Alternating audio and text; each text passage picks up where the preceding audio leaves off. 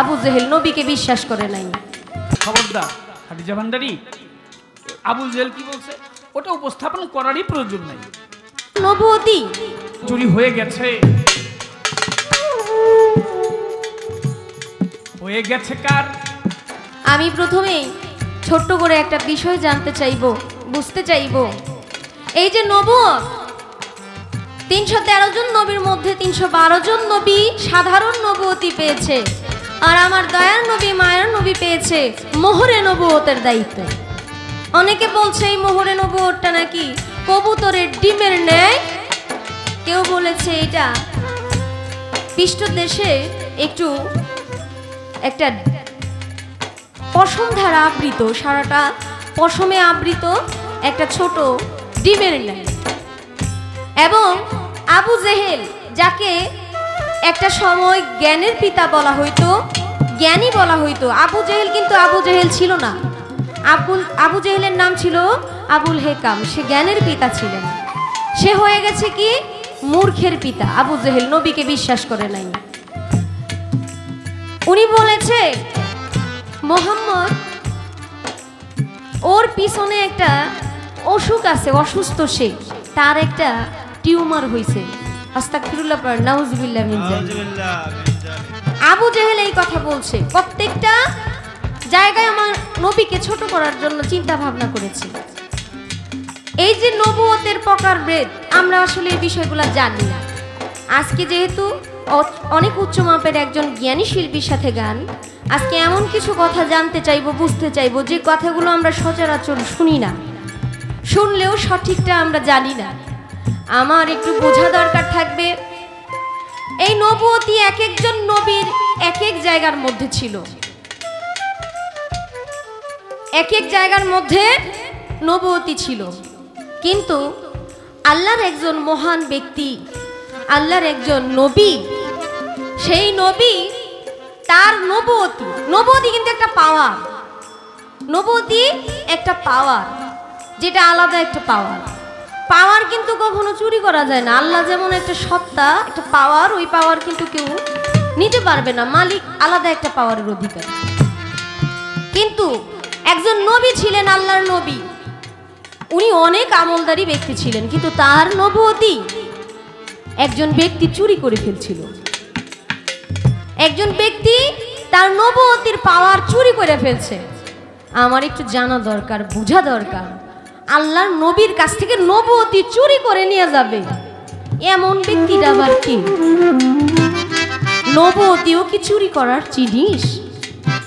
আপনি একটু বলবেন যে আসলে নবুয়তিটা চুরি করলো কে, এবং এটা কতদিন পর্যন্ত চুরি করা অবস্থায় চোরের কাছে ছিল না অন্য কারো কাছে ছিল, আর সেই নবুয়তিটা সে কিভাবে ফিরে পাইল? এই কথাটা আবার ছোট্ট করে একটু প্রথমেই জানার বিষয় থাকবে, এরপর দেখা যাক সময়ের সাথে সাথে আরো কিছু জিজ্ঞেস করার চেষ্টা করব। প্রশ্ন একটি করেছে দাঁড়াই আমারে, আলোচনা অনেক, কিন্তু অত বলা যাবে না, অত বেশি আলোচনা করব না। আমি জানি কি বলবো। আজকে খাদিজা ভান্ডারী একটু বেশি বেশি গেছে, আমি অল্প করে বলবো। নবুয়ত চুরি হয়ে গেছে, হয়ে গেছে কার? আল্লাহর একজন ছিল বাবা, মস্ত বড় পয়গাম্বার, নাম ছিল সুলেমান পয়গাম্বর, আমার বাদশা ছিল বটে।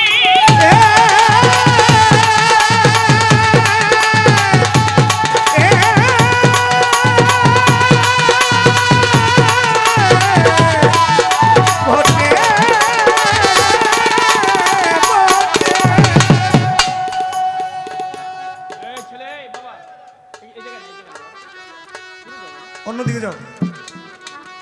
সুলেমান পয়গাম্বর নবীও ছিল, পয়গাম্বর ছিল, আবার বাদশা ছিল বটে। অল্প করে কথাটি বলবো সকলের নিকটে। একদিন সুলেমান পয়গাম্বর রাস্তা দিয়ে যায়, একদিন সুলেমান পয়গাম্বর তিনি রাস্তা দিয়ে যায়, আরেক জেলে বেটা খাড়ির মধ্যে মাছ উঠাইছে। শুনিবেন সবাই, জেলে খাড়ির মধ্যে মাছের খাড়িতে মাছ নিয়ে যায়। তো এই কাজ দিয়ে যাইতেছে, তো মাছের খাড়ি 2-1 ফোঁটা সুলেমান পয়গম্বরের শরীরের মধ্যে পড়ছে। সুলেমান পয়গম্বর কয় আমি বাদশাহ, এরপর নবী, আর এই জাউলা আমার মাছের পানি ফালাইল, একটু ঘৃণা করলে। আল্লাহ বলে সুলেমান পয়গম্বর তোমাকে জানাই, মানুষ হয়ে মানুষকে কখনো ঘৃণা করতে নাই। দেখো তোমাকে কি করি। সুলেমান পয়গম্বর শুয়েছিল, এক দৈত্য তার, দৈত্যদেরকে তো তিনি বশ করেছিল। এই দৈত্য এসে তার আংটিটা রেখে তিনি গিয়েছিলেন, কারণ তো নবুয়তের পাওয়ার ছিল তার আংটির মধ্যে। এই আংটি রেখে গেছে উনি একটু শাওয়ারখানায়, গোসলখানায়, আর দৈত্য এসে আংটিটা নিয়ে গেছে। আংটি নিয়ে দৈত্য উড়ে যায়, আর এদিক দিয়ে আরেকটা দৈত্য এসে ওই দৈত্যর সাথে দেখা, দুইজনে মারামারি করতে গিয়ে ওটা পড়ে গেছে পানির মধ্যে। পানির মধ্যে তো পড়ছে, খাইছে আবার এক মাছে। আর সুলেমান পয়গম্বর এসে দেখে তার আংটি নাই, পাওয়ার লেস হয়ে গেছে, পাওয়ার নেই, পাওয়ার কমে গেছে। নবুয়তের মাঝে যা নাই তো।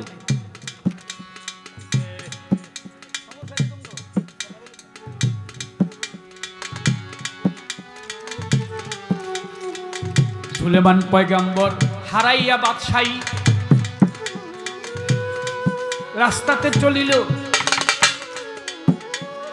লোকজন তারে দেখে কেউ বিশ্বাস না করিল।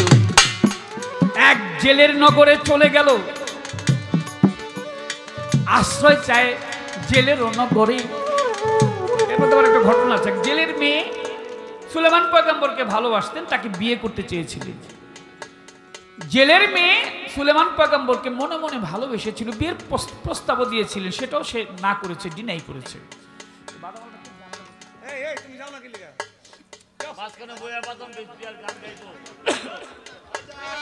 আমাকে যদি গাইতে না দো আমি কিভাবে গাইবো বলো?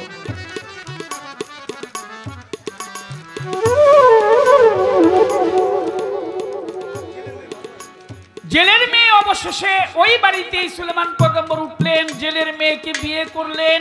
জেলে গিয়েছে মাছ ধরার জন্য, সেই মাছ ধরলেন, আংটিটা যে মাছটা খেয়েছিল সেই মাছটা নিয়ে আসলেন, মাছটা কাটলেন, আংটি পাইলেন। স্ত্রীর হাতে আংটি দেখে বলে এটা পাইলে কই? বলে এটা তো মাছের পেটে ছিল। সুলেমান পয়গম্বর তাড়াতাড়ি তিনি আবার এটা ফেরত পাইলেন, তার বাদশাহ ফেরত পেয়েছিল। 40 দিন পর্যন্ত, কিতাবের মধ্যে দিন সম্বন্ধে কম বেশি হইতে পারে, বাদশাহী চলে যায়। এই তো চুরি করেছিল একটা জিন, সচিবিন শহরে রয়, এই তো তাহার প্রশ্ন ছিল, আর প্রশ্ন নাই।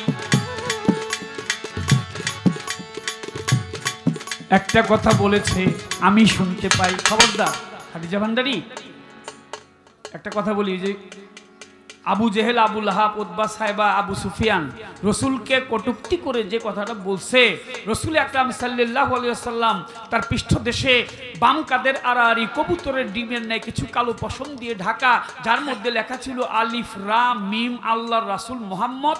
সার্বিক অর্থ হলো কলেমায়ে তৈয়ব লা ইলাহা ইল্লাল্লাহু মুহাম্মাদুর রাসূলুল্লাহ সাল্লাল্লাহু আলাইহি ওয়াসাল্লাম। আমরা যেন ওই কথাটা কখনো না বলি। আবু জেহেল কি বলছে ওটা উপস্থাপন করারই প্রয়োজন নাই। কোন মুমিন বান্দা রাসূল সম্বন্ধে কোন কটূক্তি কথা বলতে পারে না। যে রাসূলকে সৃষ্টি না করলে আল্লাহ পাক দুনিয়ার একটি বালুর কণাও সৃষ্টি করত না। রাসূলের জন্য সমস্ত কুল মাখলুক সৃষ্টি। প্রশ্ন করেছিল আপনাদের কাছে একটা, রাসূলকে কি দেখেছেন?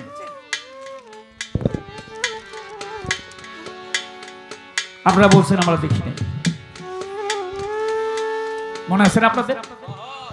রাসূল কোথায় আছে রে আগে জানা দরকার, তা না হইলে মানব জনম বৃথা তোমার। রাসূল কোথায় তুমি দেখো না, তোমার চোখ ভালো না। বকরির চোখ দিয়া তো খালি ঘাসই দেখবো, আমার মতো যারা আর কি, এর চেয়ে বেশি দেখবো কি? মাওলানা জালালউদ্দিন রুমি